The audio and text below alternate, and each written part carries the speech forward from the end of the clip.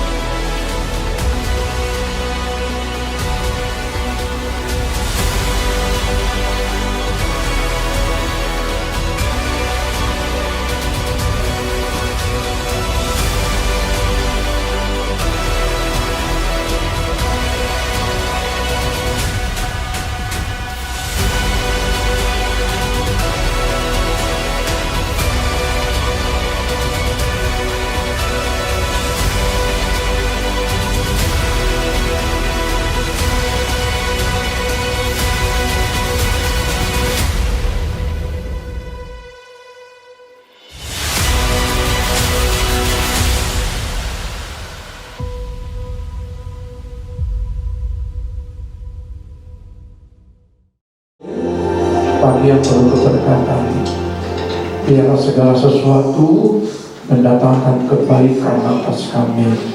Kami percaya pengurapan-Mu terjadi atas setiap umat-Mu, dan hamba-Mu yang menyampaikan, mari Bapa perbarui hati hamba-Mu, urapi segala hati dan pikiran perkataan hamba-Mu, sehingga firman yang diberitakan benar-benar membawa sukacita ilahi atas jemaat-Mu. Di dalam nama Tuhan Yesus yang siap mendengarkan firman, katakan haleluya. Amin. Shalom. Selamat pagi, selamat kasih Tuhan. Nah, apa kabar hari ini? Baik? Iya. Jangan sampai tema hari ini tidak sesuai dengan apa yang terjadi dalam hidup kita. Ya, puji nama Tuhan. Kita harus ucapkan selamat ya buat generasi ketiga, ya anak saudara kami yang terkasih, ya Bapak akan bersama-sama dengan kita. Ya, minggu-minggu kemarin, ya seorang putri bagi kita dan penerus ya generasi-generasi yang ketiga bagi pelayanan di tempat ini. Tema pagi hari ini saya beri tema bahagia itu adalah pilihan. Saudara yang menentukan hidup bahagia. Ya, apa tolak ukur hidup bahagia? Happiness. Karena bahasa Ibrani-nya tobe. Ya, nah, kita akan memahami sebuah kebenaran firman dari sudut pandang perjanjian lama dan dalam sudut perjanjian baru. Kalau kita lihat dalam kitab Kejadian pasal 30 di situ, bagaimana Lea mengatakan berbahagia ya ketika dia memiliki sebuah keluarga, dan ketika dia memiliki anak dia sebut kata Oser atau Aser. Ya, maka disebut itu berbahagia. Dalam kitab Kejadian pasal 30 dimulai dan diakhiri pada Wahyu pasal 22, berbahagialah orang yang membasuh jubahnya, karena dia akan memiliki kitab kehidupan. Jadi ada banyak berbagai macam kata berbahagia. Ya, berbahagia orang yang diampuni kesalahannya. Ya. Tetapi satu hari ini saya ingin bagi tentang bagaimana dua pribadi untuk memberikan sebuah makna di dalam hidup berbahagia itu yang bagaimana. Ya, maka pada hari ini saya rindu untuk kita melihat sebuah kebenaran firman Tidak mudah untuk memilih hidup bahagia, dan tidak mudah menjalani sebuah proses kehidupan. Terkadang saudara sulit tersenyum, atau ketika bahagia saudara itu dirampas, atau kebahagiaannya saudara bangun di dalam mahligai rumah tangga saudara bertahun-tahun, ketika kebahagiaan itu yang saudara miliki tiba-tiba dirampas, lalu saudara kehilangan pegangan hidup, lalu saudara tidak merasakan bahwa aku orang yang berbahagia dalam hidup. Lalu saudara berusaha mencari kebahagiaan itu dengan berbagai macam cara. Perbandingan bahagia yang dialami Ayub dan Rasul Paulus yang kita akan pelajari saat ini. Bagaimana sudut pandang Ayub, bagaimana sudut pandang Rasul Paulus ketika dia menjelaskan tentang kebahagiaan itu. Alkitab banyak menjelaskan ada ukuran-ukuran ketika mereka menjalankan kebahagiaan. Saudara pilih yang mana? Apakah menurut standar Ayub? Apakah menurut standarnya Paulus? Atau menurut standarnya Tuhan dalam setiap kehidupan? Yang mana yang kau pilih? Saudara lihat, Allah memberikan pengertian kepada Ayub bahwa hidup bahagia ditentukan dari dirinya sendiri. Artinya bahagia itu adalah keputusan diri sendiri. Saudara mau bahagia mau tidak bahagia itu keputusanmu. Itu istilahnya. Saudara yang menentukan mau satu hari bahagia, mau 24 jam bahagia, atau 24 jam saudara tidak bahagia. Saudara yang menentukan. Mau satu hari ini saudara bahagia, atau saudara punya banyak uang saudara bahagia, lalu saudara tidak punya banyak uang saudara bahagia. Saudara yang menentukan. Ya, saudara punya pilihan hidup. Saudara punya pacar, nah yang masih muda-muda ini, aku bahagia sama dia, lalu saudara bisa menjalani kebahagiaan berapa tahun saudara bahagia. Kebanyakan ketika saudara masih muda, cinta pertama bahagia minta ampun. Ketika 1 tahun, 2 tahun, 5 tahun, 10 tahun, 15 tahun. Hari ini saya lebih dari 25 tahun, hampir 30 tahun kalau tidak salah rumah tangga saya. Saya lupa ingat. Ya, kemarin saya merayakan 50 tahun emas, ya, perkawinan pernikahan. Bahagia. Tapi apakah kita menjalani kebahagiaan itu? Tentu ada liku-liku dalam setiap kehidupan. Jalan tol saja tidak selalu mulus. Ada gelombangnya. Ya.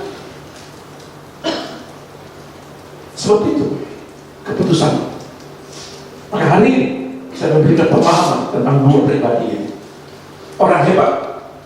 Mari kita lihat dalam Ayub 9 ayat 5 ayat 26. Ayub pasal 9 ayat 25 sampai 26. Demikian bunyi firman Tuhan. Hari-hariku berlalu lebih cepat daripada seorang pelari, lenyap tanpa melihat bahagia, meluncur lewat laksana perahu dari pandan, seperti raja wali yang menyambar mangsanya. Ayub melihat kebahagiaannya di dalam menjalani hari-hari. Dia katakan, ya, di dalam kehidupannya, hari-hariku berlalu lebih cepat daripada seorang pelari, lenyap tanpa melihat bahagia. Kalau dia itu bilang meluncur lewat laksana perahu, itu maksudnya seperti perahu layang laju yang cepat. Hidupku lewat dengan segera, seperti burung raja wali yang menungkik. Burung raja wali terbang tinggi, tetapi ketika dia ketemu mangsa, dia menungkik begitu cepatnya. Kebahagiaanku hilang dalam sekejap. Mari kita melihat sebuah pembelajaran ini. Ada banyak orang ketika hari ini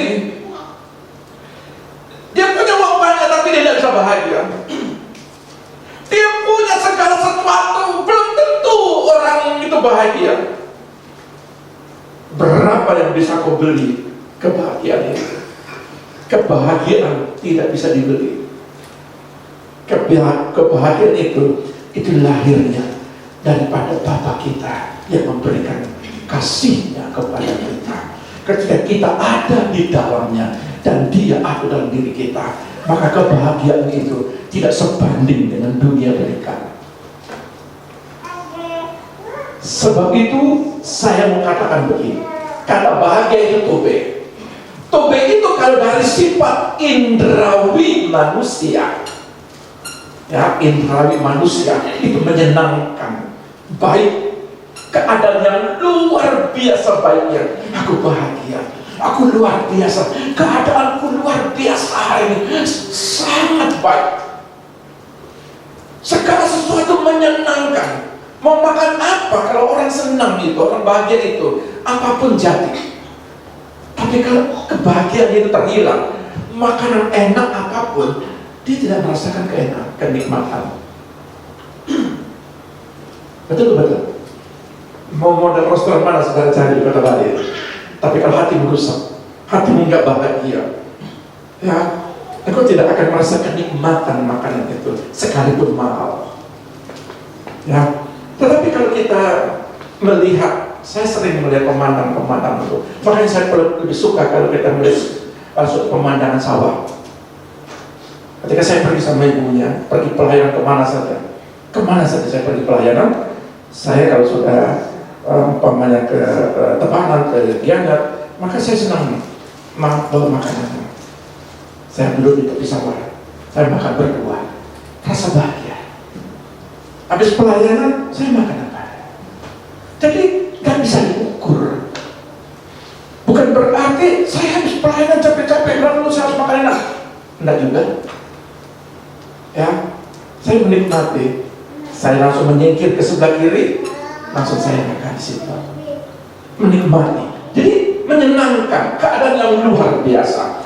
Lalu kalau kita lihat kebahagiaan dari sifat intelektual manusia, pemahaman manusia, pengertian manusia, maka kebahagiaan itu adalah kesejahteraan, kemakmuran.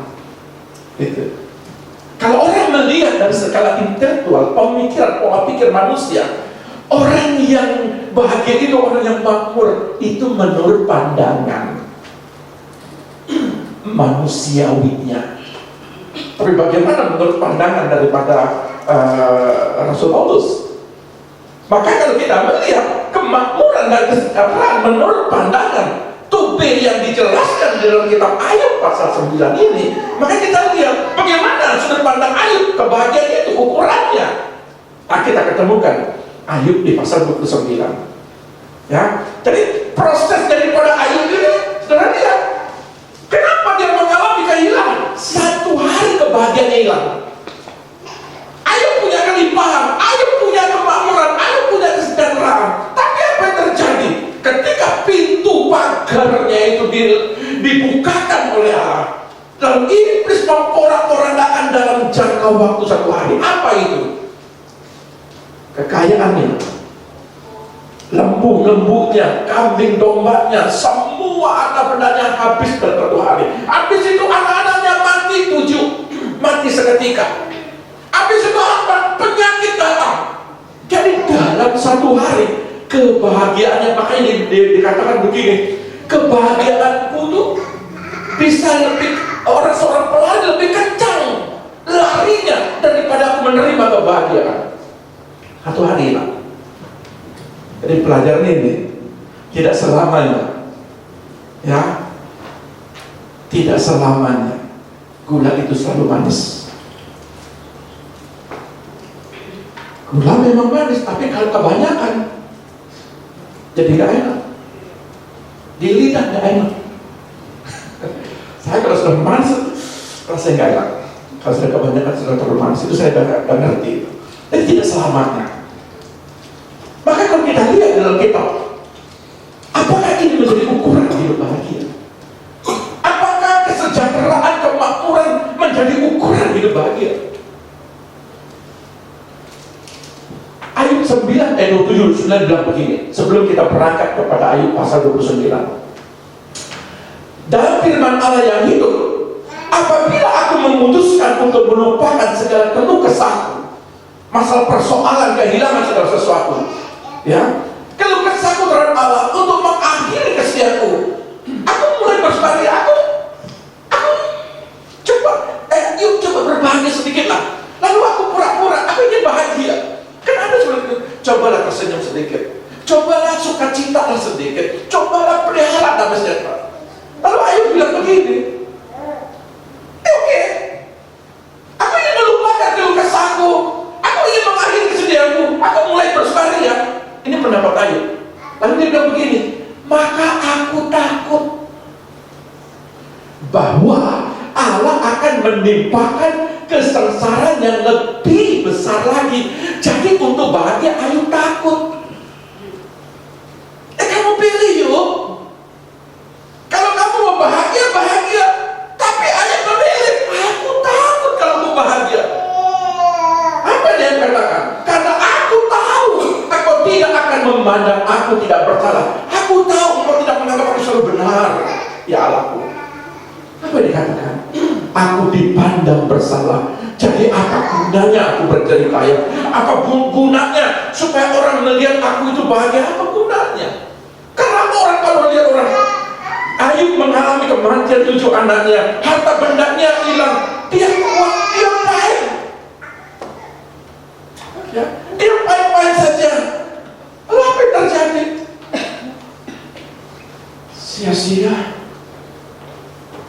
Kebahagiaan itu menurut ukuran pribadiku sia-sia. Karena aku takut kalau aku bahagia nanti, jangan-jangan Allah menimpakan segala malapetaka yang lebih parah lagi kepadaku. Makanya seperti tema, kebahagiaan itu pilihan.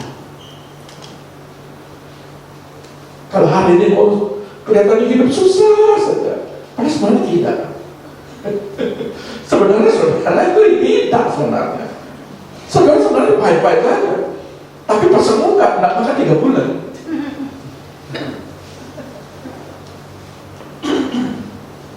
Seperti orang susah.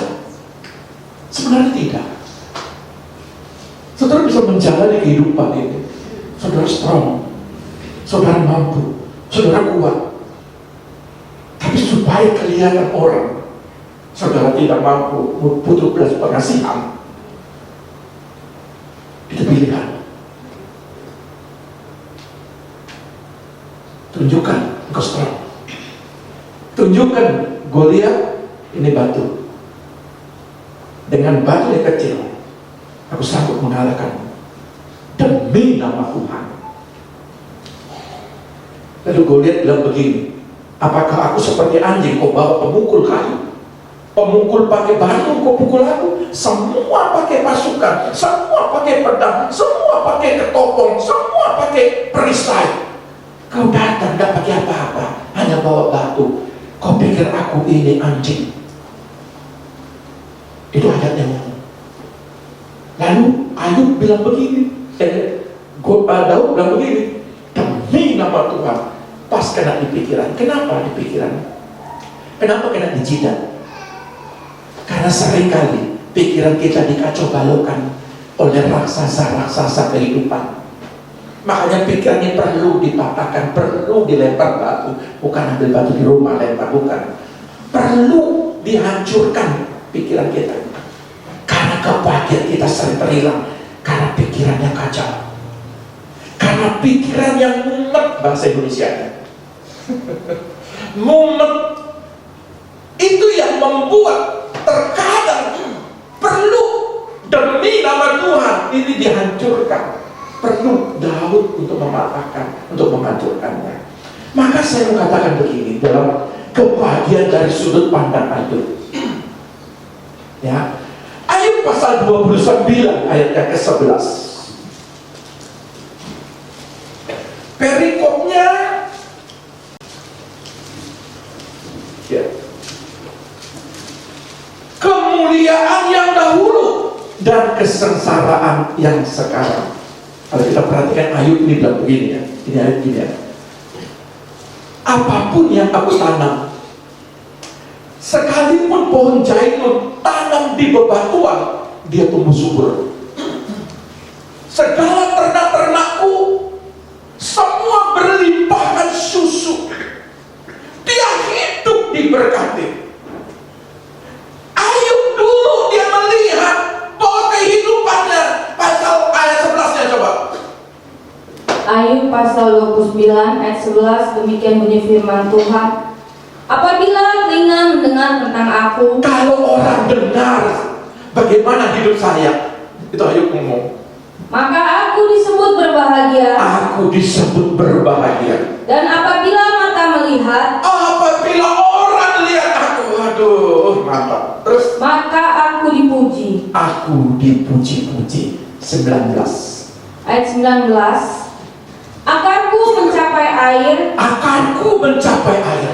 dan embun bermalam di atas ranting-rantingku. Berkat itu diam di rumahku.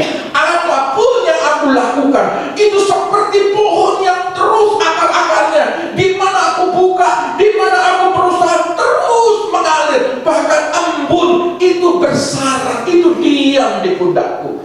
Apapun itu, berkat kejar aku. Itu kata Ayub. Terus Kemuliaanku selalu baru padaku, setiap hari kemuliaannya itu, waduh, luar biasa. dan busurku kuat kembali di tanganku. Ada kekuatan, ada benar-benar kelimpahan, ada segala sesuatu yang mendatangkan kebahagiaan bagi hidupku. Terus Kepadakulah orang mendengar sambil menanti. Dengan diam mereka mendengarkan nasihatku. Sehabis bicaraku, tiada seorang pun angkat bicara lagi, dan perkataanku menetes ke atas mereka. apa yang aku ngomong? Enak ya kalau orang hidup diberkati itu ngomongnya pasti didengar menurut pandangan orang. Menurut pandangan orang. Coba kalau dalam hidup surat, kamu mau ngajari aku, lihat dirimu sendiri. Kadang-kadang orang begitu. Lihat dirimu sendiri baru boleh ngomong. Apa kamu mengalami? Kalau tidak mengalami, ngomong apa tentang itu? Tapi Ayub bilang, setiap kataku orang itu nunggu. Ketika aku ngomong, semua diam, angguk-angguk. Betul ya Ayub, kamu hidup diberkati, kamu luar biasa, kamu bla bla bla bla. Terus Orang menantikan aku seperti menantikan hujan, orang menantikan aku seperti menantikan hujan. dan menadakan mulutnya seperti menada hujan pada akhir musim. Bahasa Indonesia yang baik itu adalah nganga. Tahu nganga? Nganga itu mulutnya. Jadi lihat hujan itu, waktu kecil itu begitu ya. Saya itu nakal waktu kecil itu. Jangan main hujan. Tapi saya langsung mengatakan air langsung jatuh hujan di mulut. Saking nakalnya itu waktu masih kecil. Jadi Ayub itu bilang, orang datang kepadaku seperti orang yang menantikan, mengangkat mulutnya menantikan hujan turun. Betapa orang merindukan Ayub saat-saat itu. Karena dia hidupnya kemewahan, hidup kelima, hidup dalam kemakmuran. Maksud tube ini, hidup dalam kemakmuran, hidup dalam kesejahteraan. Seperti itulah gambar aku dulu. Dikatakan Ayub. Terus Aku tersenyum kepada mereka ketika mereka putus asa, dan seri mukaku tidak dapat disuramkan mereka. iya. Kalau di dalam ayat yang lain dikatakan, ya, aku menjadi mata bagi orang buta dan menjadi kaki. Kalau dalam ayat lain, ya. Jadi Ayub itu di dalam kehidupannya sangat terlihat bagaimana dia bahagia menurut ukurannya. Ya. Jadi saudara bisa mereka-reka, apakah kebahagiaan itu saudara ukur seperti itu? Saya mau kasih tahu begini, jangan pernah mengukur seseorang, jangan pernah melihat seseorang kalau dia hidup dalam kekurangan berarti dia tidak bahagia. Jangan kau ukur begitu. Jangan.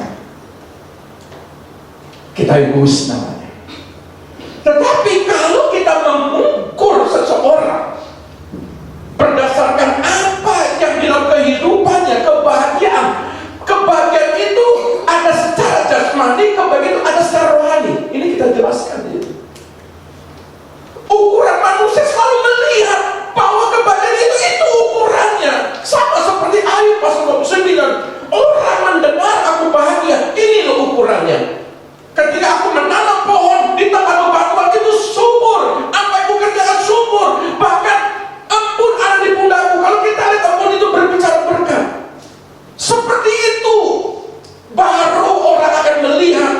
hidup bahagia. Apakah seperti itu ukurannya? Apakah kesuksesan menjadi ukuran hidup bahagia? Apakah kesuksesan menjadi ukuran hidup bahagia?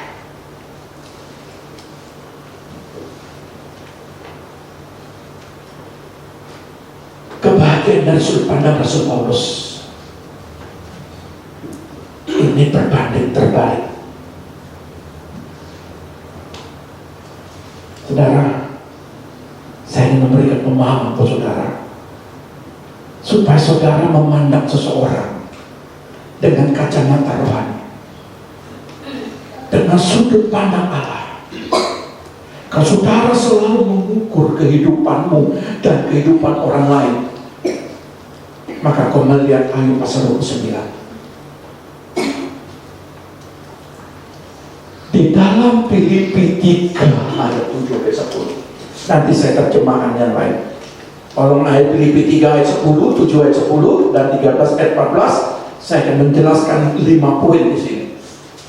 Filipi pasal 3 ayat 7 sampai 10, demikian bunyi firman Tuhan. Tetapi apa yang dahulu merupakan keuntungan bagiku, sekarang kuanggap rugi karena Kristus. Malahan segala sesuatu kuanggap rugi karena pengenalan akan Kristus Yesus Tuhanku, lebih mulia daripada semuanya. Oleh karena Dialah aku telah melepaskan semuanya itu dan menganggapnya sampah, supaya aku memperoleh Kristus dan berada dalam Dia, bukan dengan kebenaranku sendiri karena mentaati hukum Taurat, melainkan dengan kebenaran karena kepercayaan kepada Kristus, yaitu kebenaran yang Allah anugerahkan berdasarkan kepercayaan yang kukehendaki ialah mengenal Dia dan kuasa kebangkitannya dan persekutuan dalam penderitaannya, di mana aku menjadi serupa dengan Dia dalam kematiannya. Saudara lihat, kalau kita perhatikan siapa Rasul Paulus ini? Rasul Paulus adalah Saulus. Saulus ini orang Yahudi tulen. Dia dari suku Binyamin. Ketika dia tinggal di Tarsus dekat Roma, dia mendapat kewarganegaraan Romawi. Lalu apa yang terjadi? Saulus ini mempunyai hubungan yang bagus, yang baik dengan para pembesar, para pejabat, para penguasa. Sehingga apa yang dikatakan, dia selalu menjadi orang yang berpengaruh. Apa yang dia lakukan itu semua, ya, semua mengalami ketakutan. Pada saat itu orang Yahudi berapa banyak dibunuh. Murid-murid Yesus ketika datang kepada para pembesar, aku minta surat. Surat apa? Legalitas. Untuk apa? Untuk bunuh orang Yahudi. Dan benar, berapa banyak yang dibunuh sama Saulus. Makanya ayat dalam kisah para rasul dalam ini, Saulus, Saulus, kenapa engkau menganiaya aku? Siapa engkau? Aku, Yesus Kristus Tuhan yang kau aniaya. Lalu Rasul Paulus yang hidup dalam kelimpahan, hidup dalam kemewahan, hidup dalam kemakmuran, hidup dalam kesejahteraan, hidup dalam kebahagiaan, maka lahir Filipi ini. Lahir dalam kitab Filipi ini sebuah wawasan, sebuah pengertian apa ukuran bahagia menurut pandangan Rasul Paulus.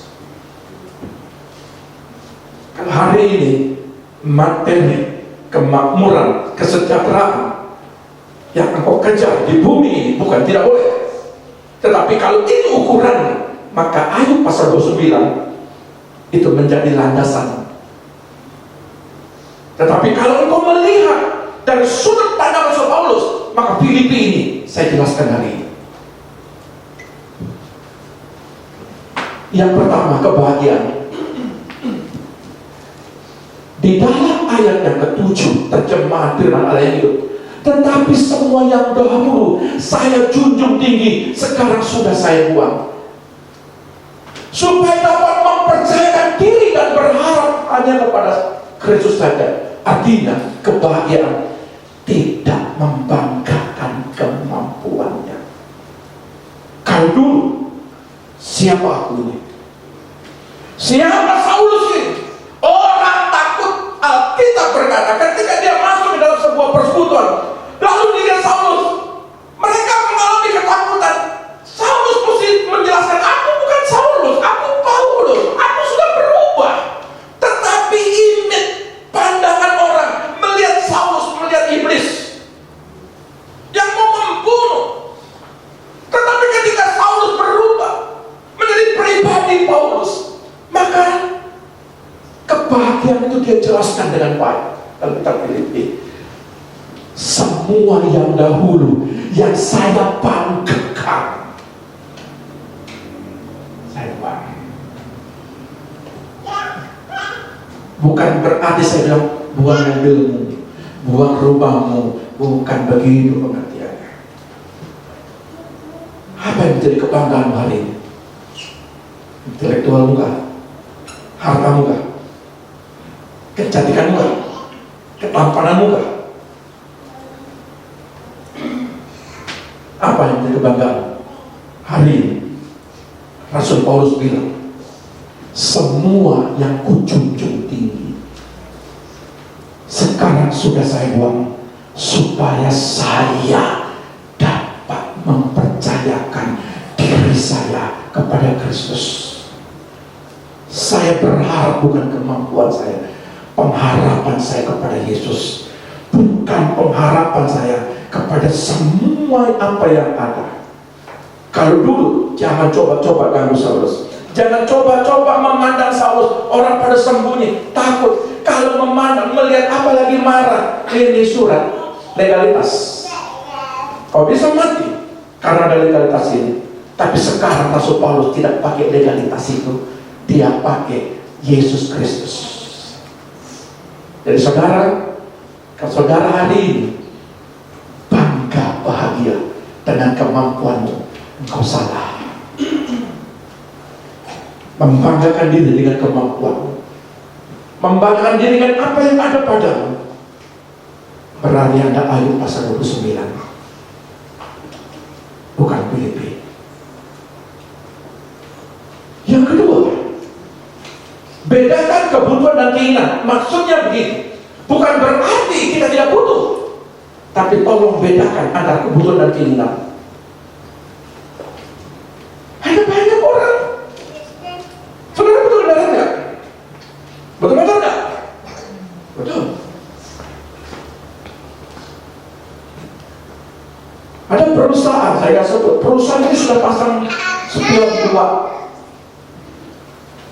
Aneh-aneh, dibuat spionnya di bawah, padahal sudah di atas, sudah bagus-bagus. Orang sudah berpikir, ya, orang sudah berpikir kalau model-model mobil itu kadang-kadang bannya 4 dibikin 6. 4 aja cara, kenapa mesti buat 6? Saya kan suka ngeliat gitu. Kadang-kadang dibuat yang aneh-aneh, biasanya tinggi dibuat rendah. Terkadang kita itu aneh-aneh. Ya. Kalau saudara punya 1, puji Tuhan punya 2. Kalau saudara punya 20, kadang-kadang itu keinginan. Paham maksudnya? Bukan berarti saudara tidak boleh. Saudara boleh punya memiliki segala sesuatu. Tetapi kadang-kadang kita nggak bisa bedakan kebutuhan dan keinginan. Ini kejadian. Pada waktu acara nikah adik saya, lalu dia beli baju. Ketika beli baju, mau ya lihat warna, mau ya lihat, ambil begitu 2 biji. Setelah sampai rumah, kok gini jelek ya, dikasih orang, lalu dia beli lagi. Kebutuhan apa keinginan? Kalau memang kebutuhan, harus dia berpikir, jangan buang-buang apa yang sudah Tuhan percayakan kepadamu untuk hal-hal yang tidak perlu. Tapi kalau kebutuhan, monggo. Ya. Yang kedua, terlihat kebahagiaan mengenal Yesus bilang, artinya begini, ya, segala sesuatu yang lain tidak berharga bila dengan besarnya keuntungan yang saya peroleh dari pengenalan akan Kristus Yesus. Tuhan saya telah mengesampingkan segala sesuatu yang lain dan menganggapnya sampah. Apa artinya? Kebahagiaan Rasul Paulus bukan masalah apa yang sementara yang dibuat, tetapi kebahagiaan Rasul Paulus adalah mengenal Yesus lebih dalam. Dia sudah pernah merasakan kemakmuran, dia sudah pernah merasakan kelimpahan, dia sudah pernah menjadi seorang pejabat, menjadi seorang yang ditakuti. Tetapi sekarang saya ingin mengenal Yesus lebih dalam. Dan kita perhatikan ayat ini. Segala sesuatu yang lain tidak berharga. Konsep Rasul Paulus adalah sebuah konsep. Dia lebih baik mengejar harta surgawi. Bukan berarti kita tidak butuh. Ingat, kita juga butuh segala sesuatu. Bukan berarti kalau begitu Pak Pendeta, untuk apa kita cari semua yang di bumi? Kau salah mengerti tentang kebahagiaan. Tetapi kalau kita melihat meninggalkan Yesus, hanya mengejar kebahagiaan yang sementara, maka sia-sialah kau. Rasul Paulus begini katakan, itu semua kebahagiaan yang di bumi ini sampah. Makanya Nabi Raja Salomo bilang begini, aku lahir dengan telanjang, aku pulang juga dengan tidak ada apa-apa.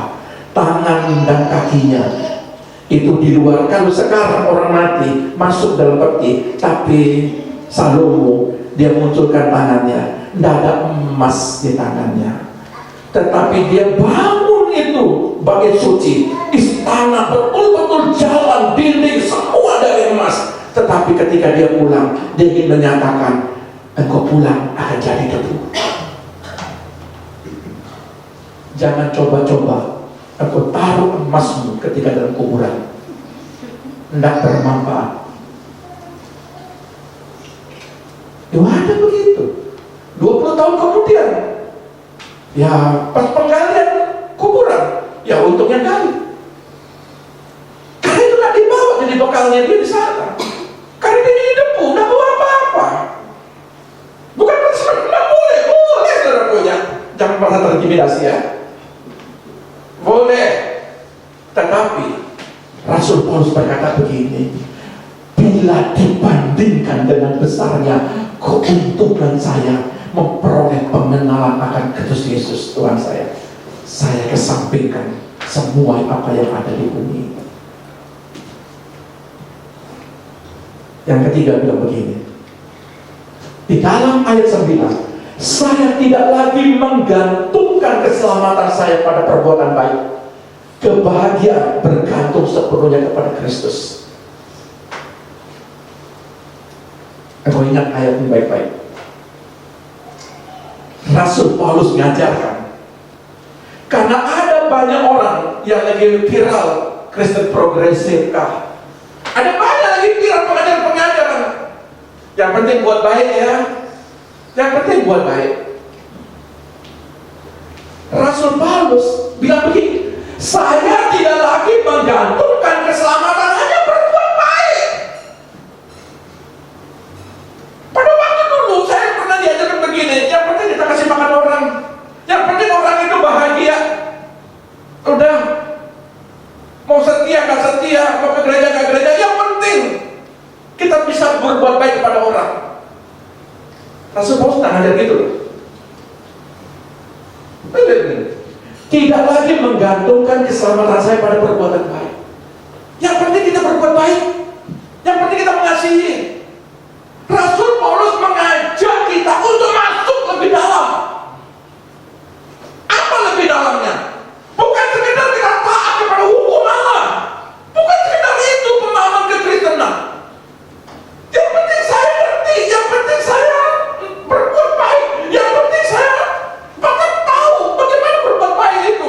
Yang penting saya tidak berdosa, yang penting semua kata yang penting.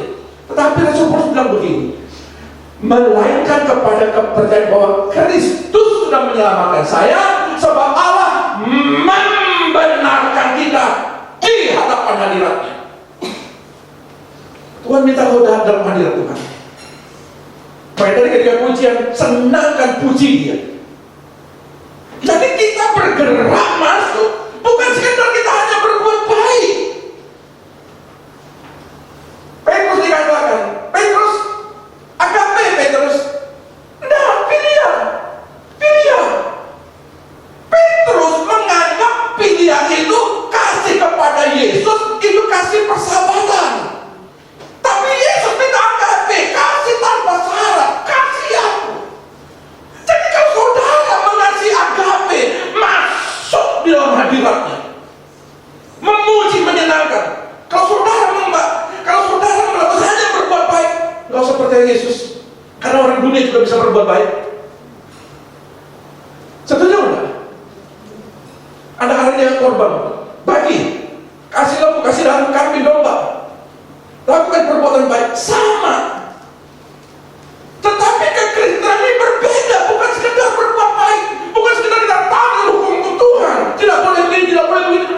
Tetapi Tuhan mau supaya kita itu masuk di dalamnya. Rasul Paulus jelaskan begini, ini dimensinya Rasul Paulus. Aku tahu itu lapar, aku tahu didera, aku tahu kesulitan, aku tahu kesusahan, aku diombang-ambingkan. Tetapi bukan itu ukuranku mengenal Yesus. Aku ingin mau, karena apa? Karena Dia sudah berkorban menyelamatkan aku, maka aku wajib ada dalam hadirat-Nya. Mengertikah kau konsep kebahagiaan dan Tuhan? Sedih saya kalau hanya hidupmu hanya berbuat baik saja, tapi kau tidak masuk untuk membenarkan, untuk mengucapkan terima kasih. Bapa, terima kasih atas penyelamatanmu. Ini momen-momen 40 hari. Bagaimana Yesus itu sebelum naik ke surga, Dia cari murid-muridnya. Mereka kehilangan kebahagiaan, mereka mengalami ketakutan, mereka satu persatu itu hilang. Yesus kembali. Kalau engkau ada dalam hadiratku, maka hidupmu akan berbahagia. Tolong mengertilah ayat ini. Kita ulang baca. Saya tidak lagi menggantungkan keselamatan saya hanya berbuat baik, hanya kasih makan orang, hanya menolong orang. Bukan sekedar itu kekristenan. Tetapi kekristenan itu bukan sekedar ketaatan kepada hukum Allah saja, melainkan kita percaya kepada Kristus yang menyelamatkan saya, sebab Allah membenarkan kita di hadapan hadirat-Nya. Jadi di dalam hadirat kasih itu nyata. Di dalam hadirat kebahagiaan itu nyata.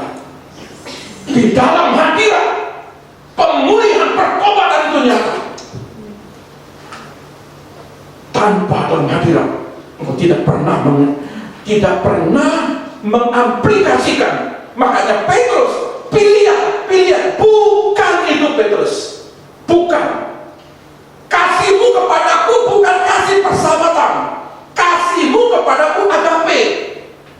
Makanya dikatakan, gembalakanlah domba-dombaku, gembalakanlah domba-domba 3 kali. Lalu Petrus sedih. Ya, dia sedih karena kamu tidak ngerti Petrus kasih sesungguhnya. Saudara mau mempraktekkan kasih tanpa hadirat, no way, tidak ada jalan. Yang bisa mempraktekkan itu ketika saudara mengenal Yesus lebih dalam. Kebahagiaan bergantung sepenuhnya kepada Kristus. Setuju? Yang keempat, kebahagiaan mengerti arti sebuah penderitaan ini. Saya jelaskan lagi yang keempat ini. 10. Sekarang saya telah melepaskan semua hal lain. Saya sadar bahwa itulah satu-satunya cara untuk mengenal Kristus dengan sungguh-sungguh, untuk mengalami kuasanya yang menghidupkannya kembali, serta untuk mengerti apa artinya menderita dan mati bersama dengan Dia. Sekali lagi saya katakan, jangan pernah kau mengukur orang. Ada banyak hamba-hamba Allah di pedesaan. Dia berjuang tentang hidupnya. Saya pernah mendengarkan kesaksian ketika dia menerima persembahan ubi, sayur, dan sebagainya. Tetapi ketika dia memiliki untuk pergi pelayanan transportasi, nggak punya uang. Lalu dia pergi pelayanan dengan jalan kaki. Apa yang dia miliki? Harta orang tuanya dia lepaskan. Dia jual untuk biaya hidupnya. Dia jual untuk biaya pelayanannya.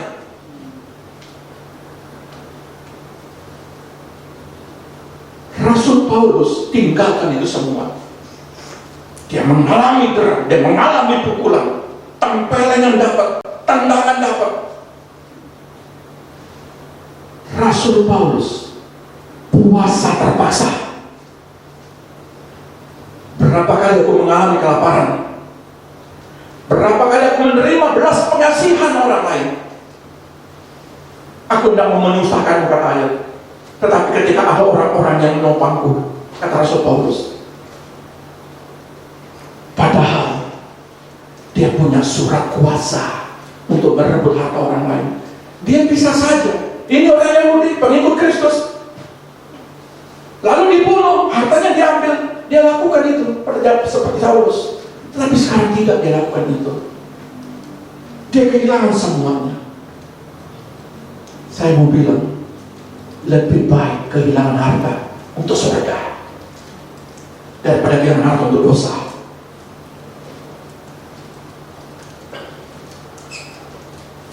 Allah kaya, tidak butuh segala sesuatu yang diberi kita. Tetapi Allah mau melihat sikap hati Rasul Paulus. Kalau segala sesuatu terhilang daripada dirinya, bukan berarti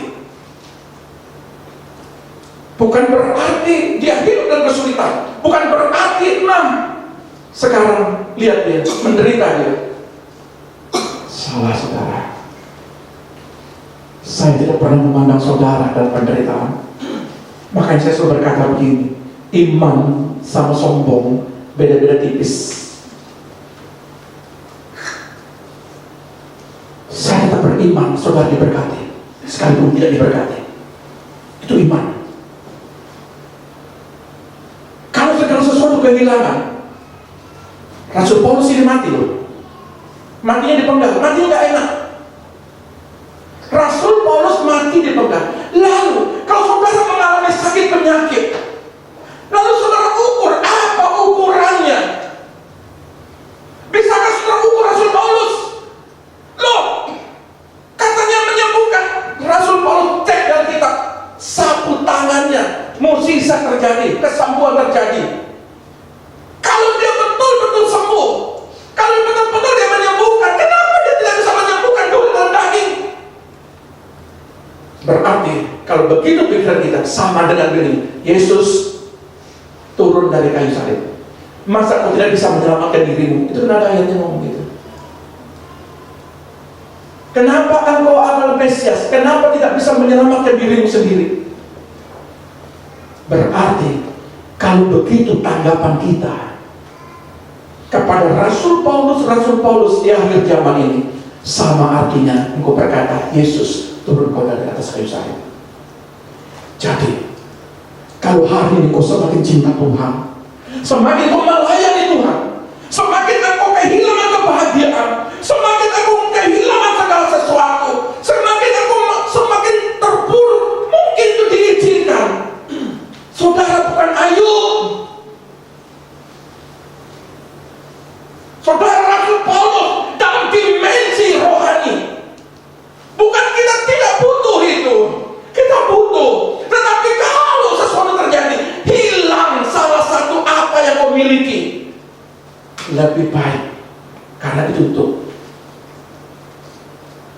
harta di surga. Kumpulkan hartamu di surga, karena di hartamu di surga tidak dimakan lalat.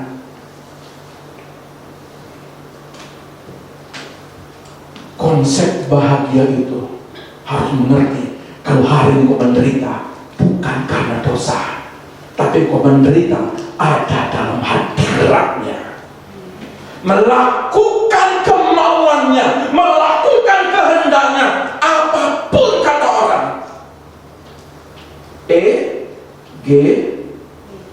B. Lakukan itu. Lakukan itu. Mengerti apakah artinya menderita dan mati bersama dengan Dia.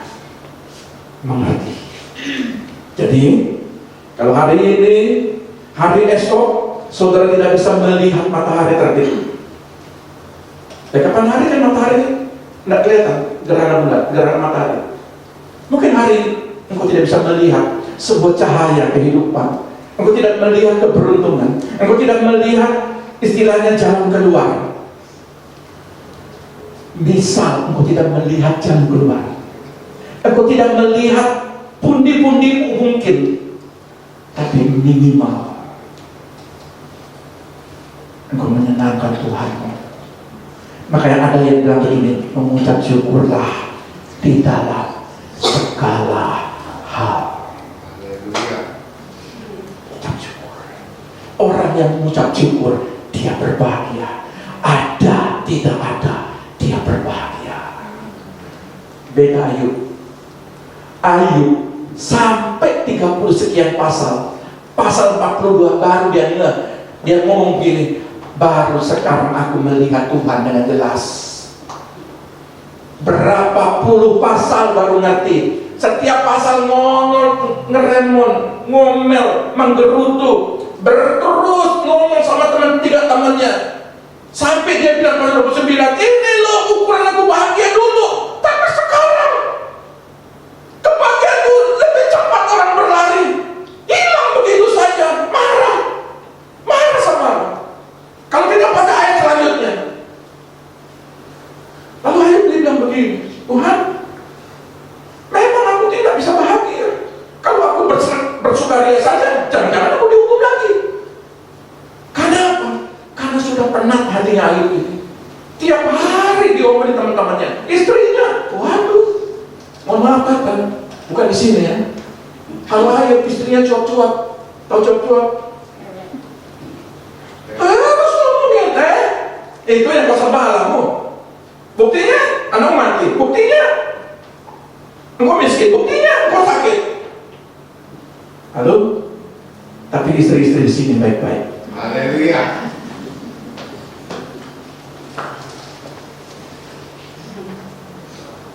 Jangan ke istrinya Ayub ya. Pasal 42 baru dia lihat, waduh, sekarang aku dikembalikan 2 kali lipat. Sekarang tujuh anak-anakku ini lebih cantik lagi, lebih cakep lagi daripada yang dulu, lebih sempurna lagi. Ya, makanya Thomas bilang begini, aku lihat dulu baru percaya. Ini Thomas banyak sekarang ini. Mudah-mudahan Thomas gak ada di sini. Nah, lihat dulu, ya, lihat dulu di posisi itu. Lihat dulu, baru percaya. Baru Tuhan jawab, baru maju dua pendeta. Nakal memang pendeta dukun. Ya, jangan seperti itu kita. Dan yang kelima, ya, kebahagiaan. Nah ini dia. Kenapa dikatakan sampah itu? Kenapa semua aku tinggalkan itu? Ayat 10, 14 bilang begini. Ayat 13, 14 coba disebut, dibacakan dulu dalam terjemahan barunya. Ayat 13 mulai demikian bunyi firman Tuhan. Saudara-saudara, aku sendiri tidak menganggap bahwa aku telah menangkapnya, tetapi ini yang kulakukan. Aku melupakan apa yang telah di belakangku. Aku melupakan kemampuanku, aku melupakan kebanggaanku yang di belakang, dan mengarahkan diri kepada apa yang di hadapanku. aku mau melihat harta sorgawi. Aku gak mau melihat harta dunia, walaupun itu boleh, tetapi itu bukan yang aku kejar. Terus? Dan berlari-lari kepada tujuan. Aku ingin berlari kepada tujuan Untuk memperoleh hadiah, ya, yaitu panggilan surgawi dari Allah Ya. dalam Kristus Yesus. saya berusaha mencapai akhir perlombaan untuk menerima pahala, menerima upah. Ya, saudara yang punya tanah, saudara yang punya rumah, ya, Nanti kasih wasiat saja kalau sangkakala bunyi ya. Ada yang mau? Saya nanti tinggalin. Karena apa? Karena semua itu bye-bye gitu ya. Pada saat rapture yang lagi sesuai dengan Alkitab ya, saudara harus perjuangkan hidup saudara hari ini seperti Rasul Paulus. Hidup benar, hidup kudus, hidup setia. Ya, pada saat nanti sangkakala berbunyi, ada yang mau? Nanti saya kasih terus wasiat. Ini untuk Gideon. Apa mau begitu? Ya, ini motor untuk Gideon. Gitu ya. Ya. Ini mobil untuk siapa? Untuk Epi. Kalau mau, ya, kalau sangkakala berbunyi, karena semua itu nanti akan berjumpa dengan Tuhan. Apa yang ada di bumi ini sebenarnya tidak akan boleh. Tidak akan saudara tertarik. Kenapa? Ketika saudara berjumpa dengan Tuhan, itu ada sebuah kebahagiaan. Makanya dikatakan ini, saya berusaha mencapai perlombaan itu. Apa panggilan surgawi itu apa? Terima upaya kekal. Kalau gitu Bapak datang tidur aja di rumah, atau tidur di gereja. Bukan begitu pengertiannya. Saudara tetap bekerja, saudara tetap mencari kehidupan saudara, memperbesar usaha pekerjaan saudara. Bahkan kita mendoakan di situ. Lakukan seperti apa? Tetapi kalau itu tujuan konsepmu untuk hidup di dunia, untuk menjadi toge, untuk makmur, untuk kesejahteraan, untuk hidup bahagia, saudara salah alamat ke surga. Tidak ketemu alamatnya. Karena alamat surga itu bukan itu. Bukan hidup di bumi yang kekal, tetapi hidup di surga. 70, umur 80. Kasih ayam kalkun, kasih bebek panggang, bisa. Umur 80, umur 90, bisa. Paling sayur-sayuran. Tidak menikmati mereka.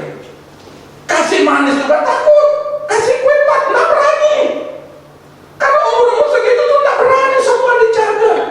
Kalau masih muda, makanya betul, masih muda aku berjuang, apa saja dimakan. Mau kepiting, siput, mau apa, semua dilahap. Nah coba kalau sudah umur 70-80, coba-coba aja. Jadi saya mau katakan, kalau saudara kejar harta surgawi,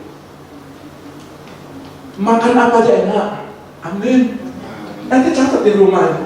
Atau para istri, coba-coba saja masak apa aja di rumah. Kita mau lihat. Aku dengar kesaksiannya. Ya, suamiku kalau nggak enak. Orang tua, coba masakan yang biasa-biasa saja. Terkadang kalau anak-anak, kalau nggak ada ayam mereka nggak enak, marah-marah pekerjaannya. Sekarang saya mau sampaikan, nak, tempe sekalipun nak, apapun itu nikmati, yang penting kau bahagia nak. Orang kalau nggak bahagia hidupnya, apapun itu nggak enak.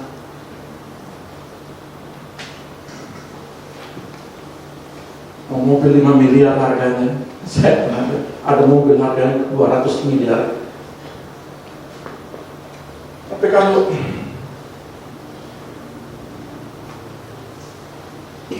stadium 4, mobil apa saja tetap nggak enak. Dan saya mau katakan, kalau stadium 4 di dalam Tuhan, ketemu Yesus. Ya, tutup mata, ketemu Yesus. Maka Yesus, Petrus, Rasul Paulus bilang ini, hidupku untuk Kristus, mati adalah mati untuk. Kalau hari ini mati gimana? Takut kan? Kita takut. Padahal mati adalah keuntungan. Tapi kebanyakan orang mati takut. Kan gitu? Makanya bagusnya begini.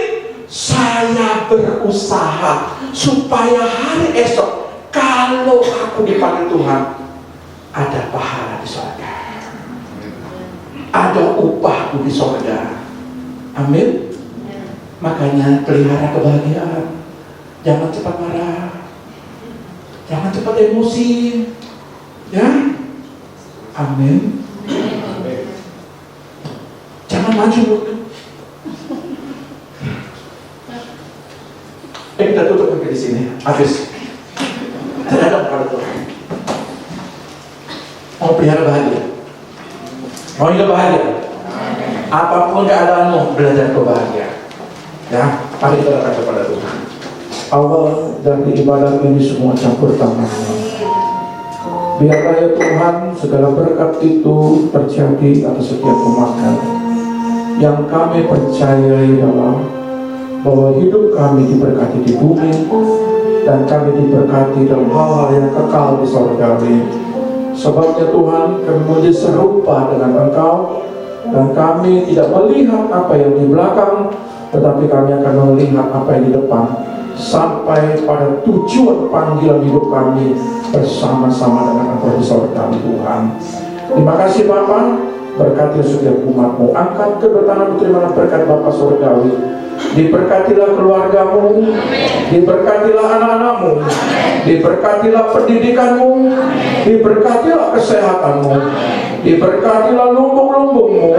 Apa yang mau kerjakan lewat tanganmu akan dibuat berhasil. Setiap kakimu melangkah, Tuhan akan menuntun dan membimbingmu sehingga penuhlah sukacitamu. Pada waktu kali yang kedua, Dia datang di awan-awan sana, menyongsong kita, menjemput umatnya yang setia dan taat. Berbahagialah kita. Di dalam nama Tuhan Yesus, kami Tuhan diberkati hari ini. Yang dikatakan, yang diberkati Tuhan, katakan haleluya. Amin. Tuhan Yesus memberkati kita.